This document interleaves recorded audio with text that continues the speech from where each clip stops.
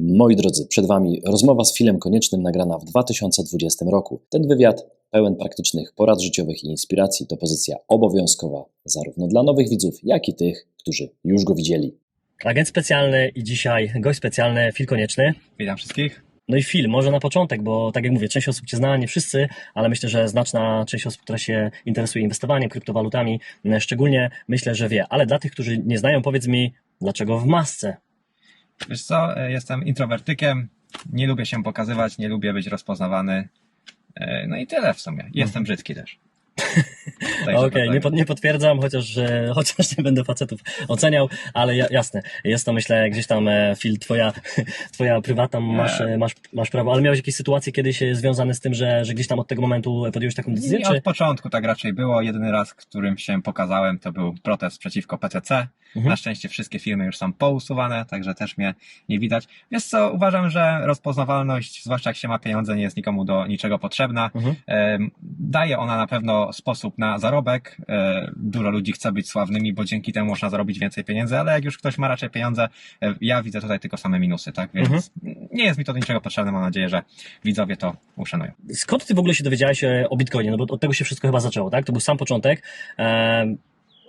Dowiedziałem się o Bitcoinie po raz pierwszy, to może będzie troszeczkę śmiesznie, ale od mojego taty. No i tata kiedyś mi tam powiedział, że Bitcoin kosztuje, z tego co pamiętam, to było $3 i taki był na maksa podjarany. $3? Tak, $3 i powiedział taki na maksa podjarany, że niedawno był dolar, a już jest $3. No i mój tata nie jest taką osobą, która... A który to był rok? Oj kurczę. To musiało być jakieś początki, 2011, 2010, nie powiem dokładnie, który musiał to być rok. Po prostu była taka sytuacja, że pamiętam, siedziałem w kuchni, przyszedł do mnie taki podjarany, właśnie, że Bitcoin jest po $3. No i mój tata jest taką osobą, powiedzmy, od komputerów stroni raczej. No używa komputerów, ale ciągle coś mu się psuje, ciągle coś się z tym dzieje. No jak mi on zaczął tłumaczyć, czym jest Bitcoin, tak troszeczkę mi to źle wytłumaczył, że on tam krąży w internecie, jego się tak z internetu wydobywa. Ja mówię, dobra, olałem to całkowicie. Nie pamiętam, który to był dokładnie rok, ale to można sobie na wykresie sprawdzić.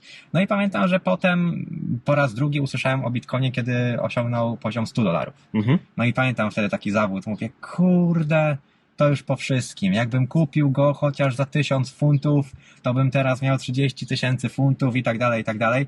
Mówię, kurde, to już po wszystkim. I olałem znowu ten temat. No, żałuję troszeczkę tego, chociaż z drugiej strony nie wiem, jakby się moja sytuacja potoczyła. A może bym go kupił za $100 i sprzedał za 1000, cieszyłbym się, że zarobiłem. No nie wiadomo. I bym po prostu odpuścił. Wyszło jak wyszło, no koniec końców nie jest źle. No ale tak czasami sobie, jak tak wracam do tych czasów, to mówię, tak sobie pomyślałem, jak to człowiek potrafi okazję tak zlać w ciągu, nawet nie zastanowić się, tylko 10 sekund i okazja życia może na przykład minąć. I właśnie ja tak analizuję i moje życie, i życia innych i staram się wyciągać właśnie z tego wnioski i błędy. I to był błąd, bo to było na takiej zasadzie, że $100 już jest po wszystkim. Tak. A nie zastanawiam się, a może nie jest, a może urośnie bardziej. Nie było czegoś takiego, tylko mówię, już po wszystkim.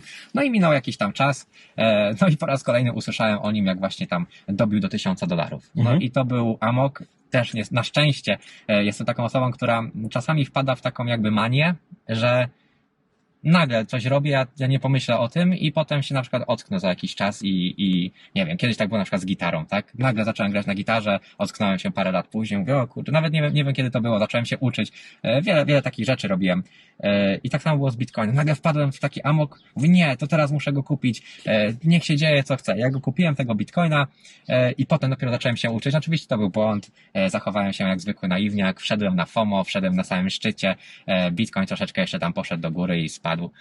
I cały czas spadał, ale ja w tym takim amoku mówię, nie, on będzie szedł do góry, prześledziłem sobie ten wykres, zobaczyłem, to też takie szczęście w nieszczęściu, bo dużo ludzi tego nie robi. I mówię, kurczę, że on rósł, spadał, no to jest jakiś taki cykl. No i zobaczyłem, że te wykresy sobie oddzieliłem, potem patrzyłem sobie, nawet do tego ostatnio, że co dzień sobie patrzyłem, jak on tam mniej więcej szedł, raz w tygodniu, raz w miesiącu, jak to wygląda. I mówię, nie, przecież on rośnie dużo i dużo spada, dużo rośnie, dużo spada. No i tak go akumulowałem.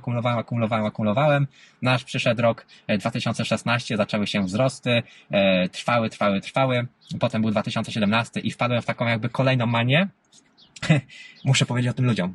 ja pierdzielę, przecież miałem rację, no bo jakby nie było, no umówmy się, stawiałem na to moje pieniądze, moje życie też troszeczkę, no nie wszystko, nie inwestowałem jakoś super dużo, powiedzmy, nie wiem, może z 20-30% moich oszczędności, no ale i tak stawiałem na to pieniądze i potem poszła taka myśl, że muszę o tym powiedzieć ludziom, Bitcoin osiągnął znowu $1000, 2000, 3000 i tak dalej, no i zacząłem nagrywać filmy, no i wtedy to wpadłem w taką manię, że potrafiłem codziennie nagrywać film.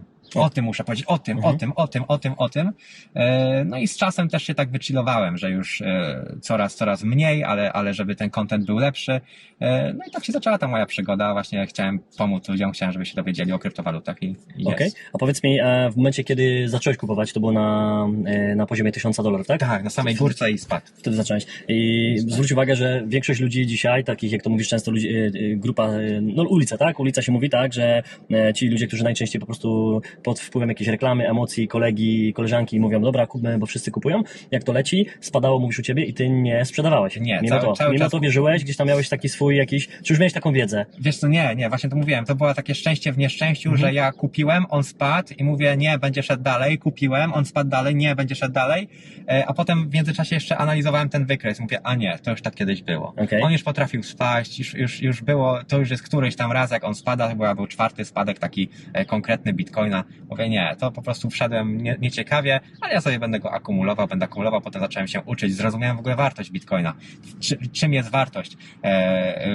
jaką za sobą niesie i sprawdziłem to też pod kątem statystyki, ile ludzi ma dostęp do internetu, ile dostaje, będzie wymiana pokoleń i tak dalej. Ludzie będą się tym interesowali, ilość jest ograniczona, mamy te halvingi i po prostu no szczęście w nieszczęściu, że wytrzymałem, a przy okazji jednocześnie się też uczyłem no i tak wyszło, nie?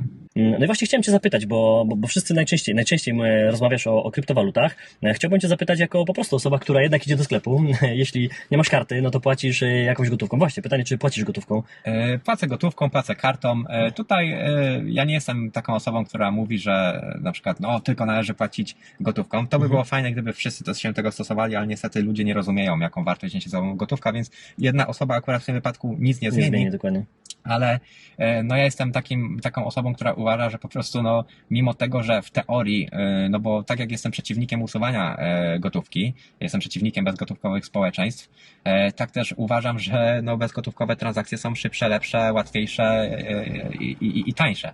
Więc nie można tutaj tego im zabierać, ale jednocześnie nie uważam, że powinno się blokować transakcje gotówkowe. No i tutaj nawet ostatnio właśnie w wywiadzie w Expert Bentley powiedziałem to, że ja to zawsze porównuję do samochodów i do rowerów. Można zadać komuś pytanie, co jest lepsze, samochód czy rower? No i część osób powie, a rower, bo jest zdrowszy, no ale umówmy się, większość osób powie, że samochód. Nie pada nam na głowę, jedziemy szybciej, dalej, nie męczymy się przy okazji, tak? No ale to, że samochód jest lepszy, wcale nie oznacza, że musimy zdelegalizować wszystkie rowery. Dokładnie. No i tak samo działa z gotówką. Gotówka jest tańsza, nie trzeba wydawać reszty, bezgotówkowe transakcje są tańsze, szybsze, nie trzeba wydawać reszty i tak dalej. Nawet o połowę są tańsze niż transakcje gotówkowe, przez to, że nie trzeba wydawać reszty. Ale czy to oznacza, że musimy wszystkim zabierać gotówkę, tak jak są rządzący? No nie. No i właśnie gotówka jest o tyle dobra, że gotówka daje nam, mimo iż nie jest fajna w tej chwili w postaci fiducjarnej, no to i tak jest lepsza niż bezgotówkowe społeczeństwo, ponieważ gotówka daje nam wolność. Umożliwia nam transakcje osoba do osoby, bez pośredników, jakimi są rządy czy też banki. No a rządzący niestety chcą tą gotówkę nam zabrać. A czemu chcą nam zabrać gotówkę? No żeby po prostu ściągalność podatków wynosiła 100%, żeby kontrola nad społeczeństwem była 100%. No i też przy okazji by można było w razie czego zablokować jakieś osoby, które są powiedzmy nieposłuszne. Czyli tak naprawdę widzisz to, czego większość nie widzi, tak? Czyli to, że Polska bezgotówkowa, że promujemy jedno, drugie, aplikacje, mamy sobie instalować jedno. Co to oznacza tak naprawdę dla nas? Taka osoba, która nie zna się na ekonomii, która powiedzmy ignoruje wiele rzeczy, nazwałbym ją ignorantem, powiedziałaby, no i co z tego, że nie będzie gotówki? Co mnie obchodzi, że rząd będzie wiedział, że kupuje marchewkę i 3 ogórki? Tak, no. Więc jeżeli jesteś taką normalną osobą, która kupuje sobie marchewkę i ogórki, jasne, dla ciebie to nie ma większego znaczenia w takim kontekście, ale ma znaczenie w kontekście politycznym i w kontekście tego, jak wygląda Polska. Bo jeżeli będziesz miał ściągalność, która będzie wynosiła 100%, to na przykład są osoby, ja uważam, że podatki należy płacić, ale chociażby niedługo będę miał ślub znajomych, goście dają prezenty takim ludziom. W tej chwili, jeżeli będzie na przykład wprowadzone społeczeństwo bezgotówkowe, no to oczywiście będzie od razu podatek od darowizny, tak? Następnie, jeżeli będziesz chciał, nie wiem, może nawet dać kieszonkowe swoim dzieciom, nie wiadomo, czy nie będzie podatku od darowizny, ale co gorsze, tutaj bardziej chodzi o politykę. Jeżeli rządzący będą mieli dostęp do pieniędzy, a jest takie powiedzenie, że dajcie mi kontrolę nad pieniędzmi, a będę miał kontrolę nad wszystkimi ludźmi, no to w tym momencie nie jesteście nic w stanie zrobić. Nie będziecie w stanie, chociażby weźmy pod uwagę sytuację, że nagle się zrobi jakiś super komunizm, zrobi się jakiś reżim w Polsce, będzie bardzo źle. Jak się zorganizujecie? Co zrobicie? Jak będziecie z tym walczyć, jeżeli się okaże, że działacie na niekorzyść polskiego państwa i zblokują wam konto za jakieś akty, niech nazwijmy to terrorystyczne? Nie będziecie nic w stanie zrobić bez gotówki, będą w stanie zniszczyć każdy biznes, rządy będą w stanie przejąć każdy biznes, wystarczy oskarżyć kogoś o coś i tłumacz się przez rok, że nie jesteś wielbłądem, twój biznes pada, jest przejęty, dziękuję. Więc to jest, o to warto walczyć, o wolność, o anonimowość, o to, by ludzie po prostu mieli wybór i tyle. No brzmi to dramatycznie, można by powiedzieć. Pytanie, co taka jednostka, co taki statystyczny Kowalski, bo często nawet przy wyborach ludzie mówią, że oni nie mają, że to nie ma znaczenia, jeden głos, tak? No właśnie tutaj też bym zapytał, zahaczając właśnie o to, że każdy z nas ma jakieś zdanie decydujące, może z czegoś zrezygnować lub się na coś zdecydować. Więc pytanie, co możemy zrobić teraz w takim momencie, w jakim jesteśmy, tak? Ty jesteś inwestorem, jesteś osobą wolną, tak? Już w zasadzie nie musisz pracować, ale wiadomo, że zarabiać się chce. No i jak ty na przykład swoje decyzje, albo której decyzje, jakbyś był w takim momencie jak dzisiaj, dorabiałbyś się, nie byłbyś w takim finansowym momencie jak ty, że nie musisz nic, już masz zaraz jeszcze oczywiście wrócimy do tych inwestycji, jak się pozabezpieczałeś, jeśli będziesz chciał o tym powiedzieć, ale no co byś zrobił, jakbyś był po prostu przedsiębiorcą, który zarabia może 5-10 tysięcy miesięcznie, ma na koncie może 50, 80 i nie za bardzo wie, w którym kierunku, czy inwestować, czy brać kredyt, czy czekać z biznesem, co powinniśmy robić teraz? Ale w tej sytuacji ekonomicznej. Tak, jesteśmy teraz dokładnie. No i mamy tak rzuciłem takie, nie wiem, przekrój społeczeństwa, takiego małego, średniego przedsiębiorcy, który coś tam na koncie ma, może nie ma kredytów, zarabia około 10 tysięcy w firmie, czyli szału nie ma, no ale starcza mu, tak, w dużym mieście. Okay. I co powinien zrobić? Pierwsza rzecz, jaką ja bym zrobił, to jest zrobienie zapasów sobie na 2 tygodnie do miesiąca. Zrobimy sobie zapasy chociażby dla świętego spokoju, żeby wiedzieć, że w razie czego to te 2 tygodnie, miesiąc przeżyje. To jest takie zabezpieczenie, wydaje mi się, dosyć rozsądne. Chociażby nawet ostatnio mówiłem o wybuchach słonecznych. Parę lat temu kolejny wybuch słoneczny minął Ziemię o kilka dni. Gdybyśmy byli w innym położeniu, odcięłoby to nam prąd na Ziemi na około rok. No, wyobraźmy sobie sytuację, w której nie ma prądu na Ziemi. Nie działają banki, bankomaty, nie działają lodówki, nie ma logistyki, sklepy nie dowożą jedzenia. W tydzień już by był chaos na świecie. Więc no dlaczego nie kupić sobie jedzenia na 2 tygodnie lub miesiąc? Następna rzecz, jak już mamy jedzenie, to jest podstawa, no to poduszka finansowa, tak? Czyli odkładamy pieniądze, nie wydajemy na jakieś tam iPhone'iki i życie ponad stan i nie wiadomo jakie tam samochody w kredyt. Stać nas na auto za 50 tysięcy, to musimy wziąć za 100, żeby dowalić sąsiadowi. Robimy sobie poduszkę finansową. Część osób mówi, że na 3 miesiące. Ja uważam, że im większa, tym lepiej. No i teraz ważne pytanie, w czym bym trzymał taką poduszkę finansową? Ja oczywiście tutaj nikomu nic nie doradzam, to nie jest żadna porada inwestycyjna. Ja osobiście nie trzymałbym w polskiej złotówce takich oszczędności, gdyż uważam, że jeżeli będzie źle, a ja pod to gram, że będzie źle, no polska złotówka będzie traciła względem innych walut, więc ja osobiście bym trzymał taką poduszkę w amerykańskim dolarze, we franku szwajcarskim. Ja trzymam też w funcie brytyjskim, aczkolwiek on nie reaguje tak dobrze jak na przykład euro. Moim zdaniem euro tutaj byłoby spoko. Tak sobie wybrałem, wydaje mi się, że taka dywersyfikacja funt, frank szwajcarski, dolar już mi wystarczy i to jest lepsze niż na przykład trzymanie złotówki. W każdym razie tak bym to robił. No a jeżeli już potem ktoś ma poduszkę finansową i w razie czego wie, że nie umrze z głodu, bo co z tego, jeżeli mamy na przykład jakieś tam pieniądze, a na przykład nie będziemy ich w stanie w kantorze wymienić, bo coś tam, więc warto tą poduszkę w postaci też jedzenia mieć. Dopiero gdybym miał i jedzenie, i poduszkę finansową, chociażby na pół roku, chociaż ja jestem prepesem, więc uznaję rok, ale to jestem dziwnym człowiekiem, niewiele osób powiedziało, dopiero wtedy zabierałbym się za inwestycje. Dopiero jak macie pieniądze, to zabierajcie się inwestycje. Inwestycje nie są po to, żeby się dorobić od zera i stać się bogatym, jeździć Lambo i mieć jacht, tylko jak już macie zabezpieczenie, spokój psychiczny, bo spokój psychiczny jest też ważny w inwestycjach. Jeżeli wiecie, że w razie czego macie pracę, macie na rok życia, żeby znaleźć pracę, macie jedzenie i tak dalej i wtedy inwestujecie, podejmujecie inne decyzje inwestycyjne, niż gdybyście wzięli kredyt na przykład z nożem na gardle, inwestowali. I to jest taki, powiedzmy, taka higiena inwestora. Inwestor w ten sposób powinien, moim zdaniem, się zachowywać. No i w co bym inwestował? No, ja nagrywałem filmy o złocie, kiedy złoto kosztowało połowę mniej niż teraz, więc każdy, kto kupił złoto po moim filmie dotyczącym złota, no to zrobił na tym już 100% mniej więcej. Więc tutaj należy zadać sobie pytanie, czy jeszcze warto inwestować w złoto. Moim zdaniem, jeżeli gralibyśmy pod spadki, no to tak. Jeżeli gralibyśmy pod spadki, to tak. Rozmawiałem ostatnio z Traderem21, rozmawiałem z Przemysławem Słomskim, to są też osoby, które zajmują się inwestycjami, no i zgodnie stwierdziliśmy, że te 10 tysięcy złotych złoto powinno przekroczyć. W tej chwili jest chyba 8 w Polsce, nie wiem jak tam w polskich złotówkach. Moim zdaniem osobiście 12-13 tysięcy jest realne, jeżeli weźmiemy pod uwagę to też, że złotówka może spadać względem amerykańskiego dolara. Ja mam takie dojście w Polsce, jeżeli chodzi o złoto, że jak nigdzie w Polsce nie ma, to ja i tak kupię.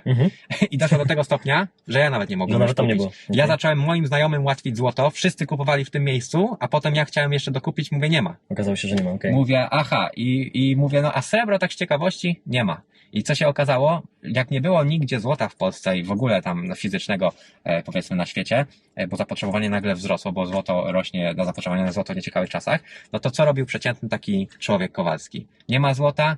A, dobra, to srebro kupię. Wezmę cokolwiek. Tak, i z tego względu też srebro poszło, ale historia pokazała, że na ostatnie 7 kryzysów, jakie mieliśmy, bo kryzysy się po prostu zdarzają i osoby, które o tym wiedzą, potrafią na tym zarabiać. Więc w ostatnich 7 kryzysach, jakie mieliśmy, 6-krotnie srebro spadało, tylko raz urosło 15%. Więc srebro w dalszym ciągu jest traktowane jako surowiec, a więc skoro padają biznesy, skoro zapotrzebowanie jest mniejsze, skoro produkcja jest mniejsza, to zapotrzebowanie na srebro też jest mniejsze, ale w drugą stronę srebro zyskuje względem złota w ciekawych czasach. No i istnieje coś takiego jak stosunek złota do srebra. W tej chwili, z tego co pamiętam, wynosi 1 do 95, czyli za 1 uncję złota możemy kupić 95 uncji srebra, ale w czasach na przykład jak jest fajnie, czyli ludzie nie chcą złota, bo nie jest źle, a jednocześnie koniunktura idzie do góry, potrafi spadać do 1 do 35.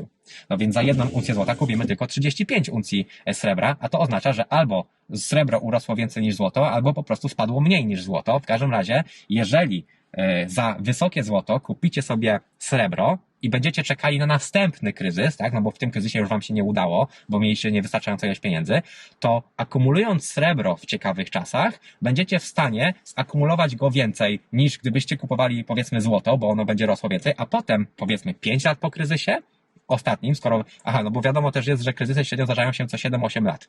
Dlatego ja też rok temu wszystkim mówiłem, słuchajcie, idzie kryzys. Część osób to potraktowało fajnie, a część mnie wyśmiewało, ale to nie jest tak, że ja mam szklaną kulę i ja teraz będę mówił, że Konieczny przewidział kryzys. Nie przewidziałem tego kryzysu, to jest zwykła matematyka. Skoro od 200 lat kryzysy średnio zdarzają się co 7-8 lat, a ostatni był 13 lat temu, no to umówmy się, tak? No, ja nie wiem, czy to będzie za rok, za pół roku, czy za 2, ale no, statystyka wskazuje, że po prostu idzie kryzys, no i powinien wybuchnąć. No i faktycznie, przyszedł ten kryzys. Więc jeżeli wiecie, że na przykład kryzysy średnio zdarzają się co 7-8 lat, no to 5 lat na przykład po ostatnim kryzysie, może warto jest zamienić srebro z powrotem na złoto przy stosunku o wiele, wiele niższym, na przykład 1 do 50, 1 do 45, 1 do 40, dzięki czemu zakumulowaliście więcej złota, które znowu w kryzysie urośnie, za które może w drugim cyklu uda wam się kupić nieruchomości. Dodatkową opcją są też kryptowaluty. W każdym mini kryzysie, jaki tylko był, Bitcoin szedł do góry, odkąd istnieje. W każdym. Nie ma mini kryzysu lokalnego, w którym Bitcoin by nie poszedł. Ludzie pokazali, że uciekają w Bitcoina. No i też umówmy się, kupno Bitcoina jest łatwiejsze niż kupno złota. Nie każdego stać, by kupić uncję złota za 8 tysięcy złotych, a mniejsze gramatury się po prostu nie opłaca.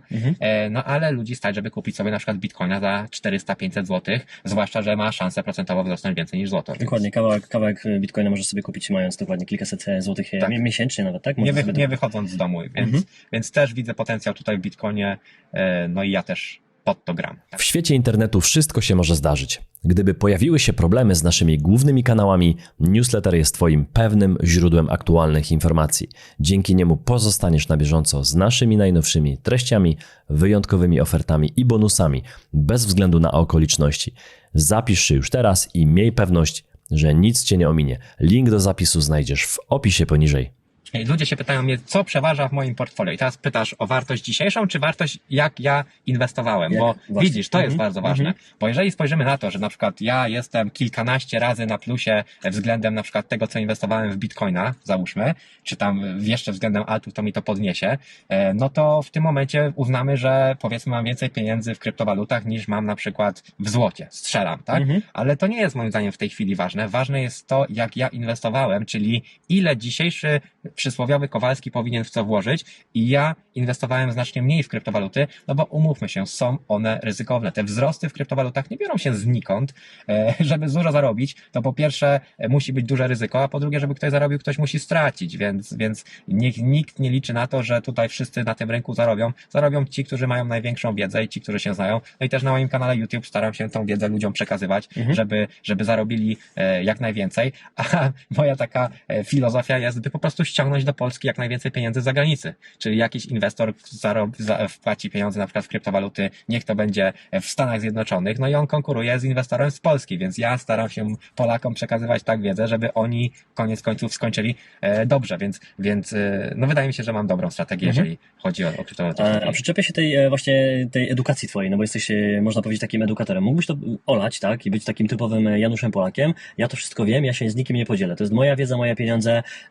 Ale pytanie, do jakiego poziomu, właśnie kiedy ci się obudziła taka żyłka edukatora? Chodziło o moment już, że miałeś tyle pieniędzy, że już nie dało się tego wydać, czy po prostu chodziło to zawsze z tobą, że ty chciałeś, żeby Polacy mieli po prostu lepiej, żebyśmy nigdy nie byli nigdy więcej, żebyśmy nie byli takim gorszym narodem, żeby właśnie wyjeżdżanie na zachód nie łączyło się z takim wstydem, że my jesteśmy ze wschodu, że zawsze mówią, a to z Polski, a my jesteśmy Niemcami, mamy lepiej i tak dalej. No, ja tak mam na przykład, że ja powiedziałem, że ja chcę sobie zrobić tutaj w Polsce Anglię, ja nie chcę wyjeżdżać i chciałbym z młodymi przedsiębiorcami robić tak, przynajmniej próbować robić tak, żebyśmy się nie poddawali, żebyśmy tutaj budowali tą swoją Anglię. Jakie jest twoje zdanie? Moi dziadkowie w ogóle byli nauczycielami i chyba wydaje mi się, że może właśnie stąd. Mam może coś takiego w sobie, aczkolwiek nie lubię nauczycieli, strasznie nie lubię nauczycieli, ale no moi dziadkowie byli nauczycielami i powiem ci szczerze, że ja zawsze byłem taki, że starałem się ludziom pokazywać mniej więcej, jak to wszystko wygląda. Też starałem się moim znajomym w liceum tłumaczyć, że w ogóle jest bez sensu, żebyście szli na studia. Ja wyjechałem z Polski dzień po maturze, gdzie moje dwie siostry są prawniczkami, tata psychologiem, moja macocha ma ogromną firmę księgową, jest księgową i teraz ja, czarna owca, wyjeżdżam dzień po maturze rozładowywać tiry. Więc to było w ogóle absurd kompletny, ale ja to wyłamanie systemu. w ogóle to było, umówmy się, to było 11 lat temu, nie teraz, gdzie ludzie rozumieją, że troszeczkę studia są bez sensu, tylko wtedy, gdzie każdy szedł. Tak. Ja pamiętam, jak pani na historii zapytała się, kto z was idzie na studia, i wtedy wszystkie osoby podniosły rękę do góry oprócz mnie, no i poczułem się z tym bardzo źle, tak jakbym był jakimś nieudacznikiem, którego albo nie stać na studia, albo za chwilę będzie kopał w cudzysłowie rowy, aczkolwiek nie mam nic do osób, które kopią rowy, ale no po prostu poczułem się źle, jakby to była zła decyzja, a prawda jest taka, że ja wyjechałem rok wcześniej na wakacje do Wielkiej Brytanii, bo tam mam kolegę, który właśnie mieszkał, ja mam bardzo dużo znajomych, którzy są ode mnie starsi, no i właśnie jeden z nich był w Wielkiej Brytanii. Ja wcześniej jeździłem do Stanów Zjednoczonych, co roku mnie rodzice wysyłali. No i raz poprosiłem ich, bo tam w Stanach Zjednoczonych wujkowie, wujek, ciotka, kuzyn, który chodził do pracy, bardzo się mocno nudziłem, więc poprosiłem dziadków, żeby mnie wysłali do Wielkiej Brytanii, że tam pod pretekstem też będę się uczył języka i tak dalej, a będę z kolegą. No i tam zobaczyłem, że po prostu można odłożyć o wiele, wiele więcej pieniędzy niż gdybym poszedł na studia. Ja miałem iść na właśnie język chiński, no raczej nie miałbym swojej pracy. No i ja zacząłem właśnie tych wszystkich moich znajomych namawiać, że słuchajcie, no przecież jeżeli wy jesteście w stanie odłożyć 3-4 razy więcej niż Polak, a do tego zyskujecie 5 lat niechodzenia na studia, no to wy w te 5 lat odłożycie tyle, co Polak przez następne 15-20 lat. Dokładnie. Czyli wy będziecie kończyli studia, a ja będę miał pieniądze, które wy będziecie mieli za 20 lat, odkąd skończycie studia, a przez następne lata dalej będę was wyprzedzał, więc w ogóle no matematycznie mi się to nie zgadzało, mówię, bez sensu, żeby iść na studia. No i dziadków tam namówiłem, że w każdym razie pójdę na studia w Wielkiej Brytanii, tam będę studiował, akurat w Oksfordzie, ten mój znajomy mieszkał, więc pójdę akurat nie na ten główny Oxford, ale Oxford Brookes University, a jest obok. jakoś to przeszło. No było ciężko.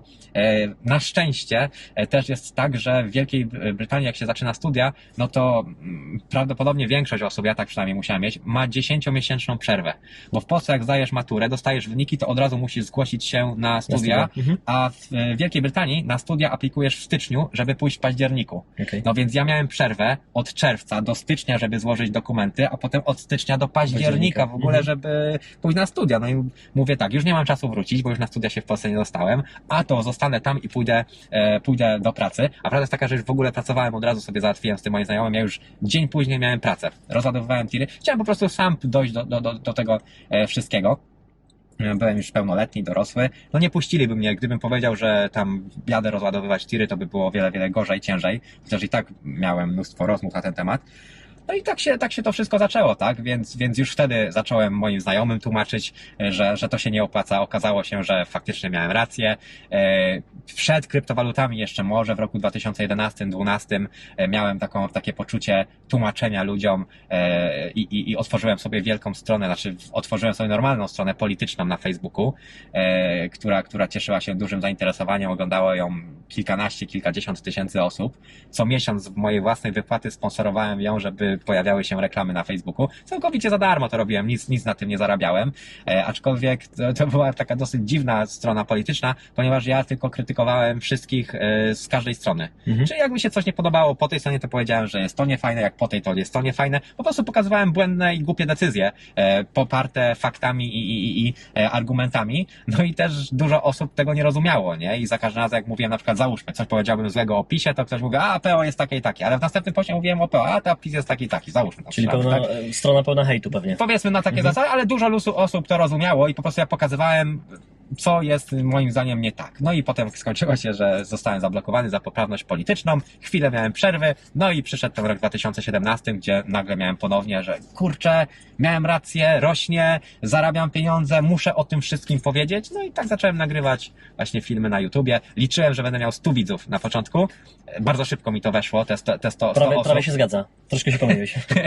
100 osób bardzo szybko weszło i pamiętam, jak wtedy sobie pomyślałem, dobra, nie, to te 100 osób to tak szybko weszło. 1000 to będę się cieszył. Kurde, jakbym pomógł 1000 osób, żeby do końca życia nie płaciły kredytu za mieszkanie, ale to by był taki dobry uczynek, byłbym spełniony.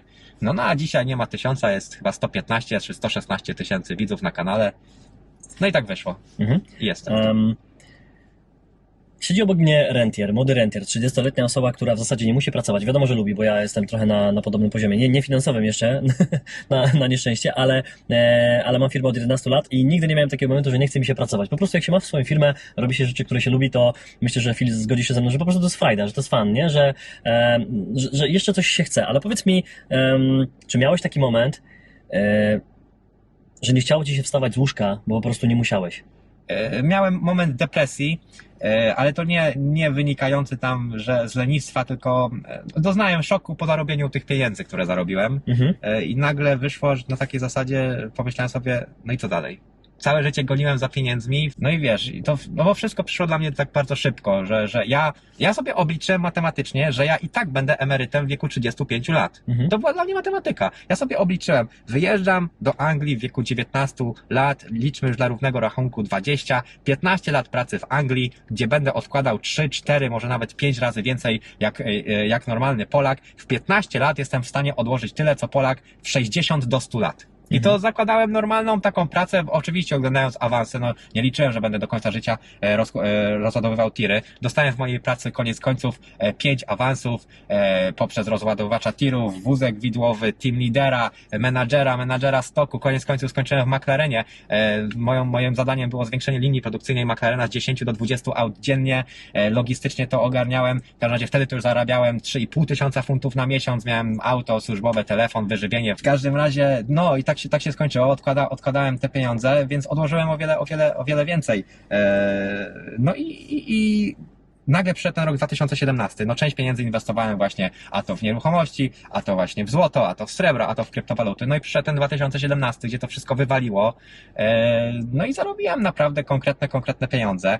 Potem jeszcze zgłosił się do mnie właśnie Instytut Kryptografii, stwierdzili, że może byśmy zrobili kurs dla początkujących, bo bardzo dużo osób chce właśnie taki kurs. Ja mówię, no ale w sumie no to ja i tak takie coś będę chciał nagrywać. Porozmawialiśmy ze sobą i oni mówią, słuchaj, ale ludzie też nie doceniają też wiedzy za darmo, skoro ty zdobywałeś tą wiedzę przez tyle lat, ułóż w przystępny sposób, bo ja tak musiałem się cofnąć, bo ja przekazuję ludziom wiedzę na takiej zasadzie, że chcę im oszczędzić czas. Czyli na przykład jak ja poświęcam godzinę dziennie na czytanie o wiadomościach, no to raz na tydzień, po tych 7 godzinach czytania, nagrywam półgodzinny film z najważniejszymi rzeczami. Więc dzięki temu każdy mój widz oszczędza 6,5 godziny życia na przykład tygodniowo. Robię research jakiegoś projektu, tak? Czyli czytam o nim 2 tygodnie, 3 tygodnie, miesiąc czasu, po czym nagle twierdzę, no kurczę, no ja zmarnowałem miesiąc mojego życia, no głupio by było, gdybym nie nagrał godzinnego filmu, nie poświęcił ekstra godziny, dzięki czemu 100 000 ludzi nie zmarnuje miesiąca swojego Dokładnie, życia. gdzieś ta wiedza Więc, zostanie, nie? więc ja to robiłem normalnie, żeby oszczędzić ludziom czas, no ale jakby nie było wiedza dla początkujących, no to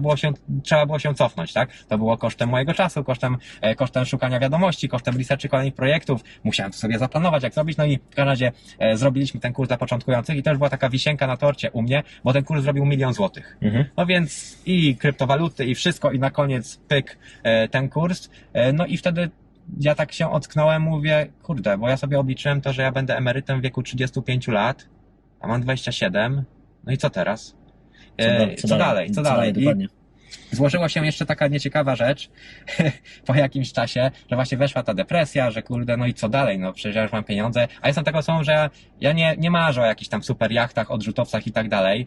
Byłem wychowany też przez właśnie moich dziadków na wsi, w lesie, chodziliśmy sobie z moim dziadkiem, mój dziadek był myśliwym, co weekend na polowania i tak dalej. Bardzo lubię naturę, spokój, cisza i tak dalej, więc mnie miasta nie interesują, żadne jakieś takie tego typu rzeczy. Cisza, spokój, taki no, po prostu sielanka polska, nazwijmy to. No byśmy się dogadali, ja mam podobnie. Grille, imprezy rodzinne i tego typu rzeczy. No ja mówię, kurde, no to ja już teraz nic nie muszę. To co, moje życie ma się opierać na tym, że będę do końca życia jadł, spał i co, oglądał telewizję, czy mam grać w gry wideo teraz? Co ja mam teraz Właśnie, dalej robić? Nie? nagle się tak jakby dochodzi się do takiej ściany finansowej, przynajmniej chyba tak to rozumiem. Co ci pomogło, albo ile czasu to trwało? Co mi pomogło? Wiesz co, to będzie głupia odpowiedź, co mi pomogło, ale po tej depresji jeszcze straciłem wzrok na 3 dni. Całkowicie nie widziałem nic przez 3 dni. Poszedłem do neurologa, neurolog wysłał mnie na rezonans magnetyczny. Okazało się, że powiedzieli mi, że mam pójść na rezonans magnetyczny bez kontrastu. Poszedłem na rezonans magnetyczny bez kontrastu. Ten wzrok już mi wrócił po 3 dniach w każdym razie, ale miałem też silne bóle głowy. No i wyszedłem z tego rezonansu, dostałem list po jakimś czasie z napisem zmiany nowotworowe mózgu. I zapraszamy na rezonans z kontrastem, żeby się dowiedzieć, co to jest. No więc żyłem z myślą zmiany nowotworowe mózgu przez jakiś czas. Zrobiłem kontrast, okazało się, że nie jest aż tak źle, bo to był torbiel szyszynki, na szyszynce jest źle, ale no nie jest aż tak źle. No i przez ten czas, gdzie żyłem z myślą, że mam pieniądze, a nie mam zdrowia, dużo to zmieniło, więc nie wiem, czy to pomogło, ale zaczęły ci się... Tak, i zacząłem po prostu troszeczkę inaczej na to wszystko patrzeć, zacząłem widzieć, że po prostu są rzeczy też ważne w życiu, nie tylko pieniądze, ale też i zdrowie, i szczęście, i rodzina. Nie powiem nigdy w życiu, że zdrowie jest ważniejsze niż pieniądze, bo tak dużo ludzi biednych mówi, lepiej mieć zdrowie niż pieniądze, nieprawda? Ja uważam, że wszystko jest równie ważne, i pieniądze, i szczęście, i zdrowie. Nawet ostatnio też mówiłem, że wiesz, możesz mieć pieniądze, możesz mieć kobietę albo szczęście, a co z tego, jak umierasz, tak? A w drugą stronę, możesz być zdrowy, możesz mieć kobietę, szczęście, rodzinę, a co z tego, jak nie macie pieniędzy i się kłócicie o pieniądze? A co z tego, jak na przykład goniłeś za pieniędzmi, zdobyłeś pieniądze i nawet jak jesteś zdrowy, ale nie masz tej kobiety przy sobie i nie masz z kim się tym cieszyć, albo nie masz dzieci, nie masz rodziny, nie masz przyjaciół, bo wszystkich zostawiłeś, też nie fajnie. Więc dla mnie są 3 rzeczy w tej chwili w życiu ważne. Strasznie się teraz strasznie idę w stronę rozwoju osobistego, duchowego, medytuję, mam swój food forest, skupiam się na nim, żeby być tu i teraz. No i w tym kierunku się rozwijam, tak? A powiedz mi właśnie, czy masz z kim, bo też dochodzenie do większego zarabiania, no to też się zmienia mózg, tak? Nie da się zacząć zarabiać więcej pieniędzy, jeśli nie zmienisz myślenia. No i teraz, jeśli pracowałeś lub miałeś znajomych, którzy nie byli na tym poziomie finansowym, no tak jak a propos tej szkoły, tak, że wszyscy mieli zupełnie inne zdanie, ty poszedłeś zupełnie sobie w inną stronę. Jak to jest? Czy to prawda, że im więcej masz, tym jednak zmieniają się znajomi, albo odchodzą, albo oni się zmieniają w stosunku do ciebie? Jak to u ciebie było? Czy miałeś takie doświadczenie? Tak. Dużo ludzi jakby się odsuwa. Mimo że nie pokazujesz tych pieniędzy, nie chcesz tego pokazywać, to starzy znajomi czują się nieswojo. Czuli się gorzej, że im się nie udało, że nic nie zrobili? Że na przykład zarabiają 3000 zł i mają 40 lat i nie chcą nic więcej zrobić, tylko siedzą ciągle w jednym miejscu, narzekają? No nie wiem, bo czasami takie mam wrażenie, że hejtują ci, którzy najmniej zrobili i próbują tak jakby ściągnąć cię do swojego poziomu, nie? Żeby im było dobrze. Wiesz co, ja nie odczułem ja jestem tak jak mówiłem, introwertykiem. Ja mam bardzo mało przyjaciół, ale znowu mogę, powiedzmy, policzyć na palcach jednej ręki, ale to są konkretni przyjaciele. Okay. Czyli naprawdę bardzo, bardzo bliscy. Nie czułem z ich strony krytyki, nic takiego nie zobaczyłem, ale czuję do tej pory odsunięcie. Okej, ale macie jakiś kontakt? Czy już Mamy kontakt, ale czuję, że jest... Czujesz inaczej na ciebie... Jest odsunięcie, tak? No i nie ma poznałem nowych znajomych i też, którzy mają pieniądze, z nimi tam jeździmy, a to na kłady, a to na jakieś skutery wodne, a to na kajty i tak dalej. Jest okej, ale jeżeli mówimy o starych znajomych, starych przyjaciołach, jest odsunięcie. Smutne. Tak podsumowując, bo tą rozmowę moglibyśmy ciągnąć, myślę, godzinami. Myślę, że 2-3 godziny śmiało moglibyśmy rozmawiać, może jeszcze wrócimy. Ale dzisiaj podsumowując tą naszą rozmowę, dotyczącą ogólnie całości, tak, nie będziemy wchodzić w szczegóły inwestycji, krypto, bo to są tematy mega, mega szerokie. Ale jakbyś chciał powiedzieć inwestorom, mój kanał jest dla inwestorów, dla osób, które już coś mają i szukają jakiejś alternatywy. Doszedłeś w bardzo młodym wieku do pieniędzy i jakbyś miał zrobić to samo jeszcze raz, to przeszedłbyś tą drogę w taki sam sposób, jak to było, czy zmieniłbyś coś? Tak, ja jestem bardzo wdzięczny życiu, że dało mi taką drogę, że poznałem w ogóle... Było mega, bo dla przykładu mogę powiedzieć, no ja byłem wychowany w dosyć bogatej rodzinie, a w Anglii był okres, ja mieszkałem normalnie w takim share house'ie, czyli był dom, 6 pokoi, ja mieszkałem z ludźmi z różnych końców Polski, znaczy akurat z Polakami, ale z różnych rodzin, z różnych poznałem naprawdę życie, poznałem losy ludzi, dowiedziałem się, jak w ogóle różne sytuacje są. Nie miałeś pojęcia, że tak można tak, żyć. Tak, przeszedłem przez, powiedzmy, poziomy w pracy, więc też nie chciałbym na przykład, że kupiłbym kryptowaluty za pieniądze rodziców, urosłyby i był bogaty. Cieszę się, że rozładowywałem tiry, zakurzone kartoniki, które przyszły z Chin. Cieszę się, że zrobiłem tą licencję na wózek widłowy, jeździłem. W międzyczasie zrobiłem prawo jazdy na ciężarówki. Jestem beznadziejnym kierowcą ciężarówki. Jeździłem 6 tygodni i mało tego. Jeździłem na ciężarówce w momencie, w którym już byłem, powiedzmy, multimilionerem. Zwolniłem się z mojej pracy. No i ten mój taki prepersowy nawyk wszedł, mówię, kurde, ja zdałem prawo jazdy na ciężarówki jako preppers, w razie jakby było źle, a jest dobrze, a nigdy nie jeździłem. Mówię, nie, muszę teraz jeździć, bo jakbym kiedyś stracił pieniądze, to wolę się teraz uczyć na spokojnie niż kiedyś. I wiesz, że ja poszedłem normalnie, jeździłem ciężarówką w Londynie. Szacun. Już po tym kursie moim, po 2017, to już był 2018 rok. Normalnie z powrotem z pozycji menadżera zszedłem, safety booty, kamizelka odblaskowa i rozwoziłem sprzęt budowlany w Wielkiej Brytanii, po Londynie, po takich sklepach, to się nazywa firma HSS, sprzęt budowlany. Co prawda tylko 6 tygodni, jestem beznadziejnym kierowcą ciężarówki. Rozwaliłem naczepę, urwałem lusterko w X5, tak. Jestem beznadziejny. Szanuję wszystkich, którzy jeżdżą na ciężarówkach. Wiesz, że mi się wkradło do tej pory, że jak na przykład widzę, jak ciężarówka ma w ogóle otwarty tył, to ja mam taki nawyk, że patrzę, czy oni tam wożą i patrzę, czy ma ciężką robotę ten kierowca, mimo że tylko 6 tygodni jedziemy. Ja nigdy tego w życiu nie robiłem. Ale wystarczy, 1,5 miesiąca. No. Powiem ci, że dostałem tak w kość, ale wiem, że mogę, wiem, jak obsłużyć tachograf, wiem, że jakbym kiedyś zbankrutował, wszystko by poszło nie tak, rząd by mi zabrał wszystkie nieruchomości, znacjonalizował wszystko. Pójdę na ciężarówki. A brakuje kierowców cały czas, myślę, w całej Europie, więc tak. Jakby ktoś pytał zawód przyszłości, to zawsze to będzie kierowca? W każdym razie, no cieszę się, że tą drogą poszedłem, bo doświadczyłem bardzo dużo. Zrobiłbym to jeszcze raz. I nawet powiem ci szczerze, ten taki szok po zarobieniu pieniędzy, wydaje mi się, że czeka każdego. Zwłaszcza te osoby, które na przykład pochodzą z biedniejszych rodzin, bo skoro mnie to dotknęło, to i dotknie inne osoby. Rozmawiałem ostatnio, Kuba Midel był u mnie na rozmowach koniecznych, powiedział dokładnie to samo, że wpadł w melancholię, w szok, że zarobił pieniądze, więc wydaje mi się, że czeka to każdego, no ale to jest szok związany z tym, że goniłem tylko za pieniędzmi i zobaczyłem nagle, spełniłeś wszystkie swoje marzenia, kupiłeś wszystkie swoje zabawki, nie musisz do końca życia pracować, co teraz? Co teraz, tak? To jest tak, jakbyś się całe życie przygotowywał do maratonu, przebiegłeś maraton, no i co dalej? No i co mam teraz zrobić? A jakbyś miał drugą drogę, szczęście, zdrowie, pasja, hobby, rozwój duchowy, który może być do końca twojego życia w nieskończoność, to by był tylko taka 1/3, więc ja uważam, że jeżeli ktoś ma pieniądze, jeżeli zdobywa pieniądze, skupcie się też na zdrowiu, skupcie się też na diecie, skupcie się na medytacji, na rozwoju duchowym, na pomocy innym, chociażby przekazujcie waszą wiedzę dookoła innym, mówcie o tym, nie wstydźcie się. Ja też byłem traktowany jak jakiś taki nawiedzony człowiek, co tam różne głupoty opowiada, no i teraz już się mniej osób śmieje. Dokładnie. Myślę, że tym optymistycznym akcentem na koniec, dotyczącym właśnie tego, jak Phil to wszystko ogarnął i zrozumiał w tym momencie, kiedy faktycznie była to depresja związana z tym, że zarobiłeś. Myślę, że możemy tym akcentem zakończyć. Te słowa, które powiedziałeś dotyczące właśnie tego, że znalazłeś poza pieniędzmi wiele innych ważnych, bym powiedział, rzeczy, na które trzeba zwracać uwagę i nie zostawiać ich na ostatni moment, bo może po prostu braknąć nam tego czasu. To jest myślę, że bardzo ważne i bardzo istotne.